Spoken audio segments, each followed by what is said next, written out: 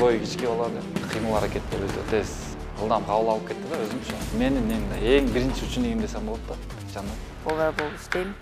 15 күн иштейбиз, 15 күн бошпуз. Ал учурда үйдө жалгыз эле калам. Жалгыздыкка деле көнөткөзүм. Бардык эле аял затына тиешелүү нерселердин баарын эле кылам. Ушундай ийгиликтерин атасы деле көрсө болмок деген ойдо калат экенсиң.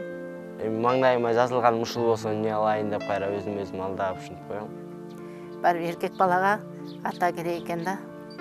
Жандарында болбой көп тарбия деле бере албай калдым го.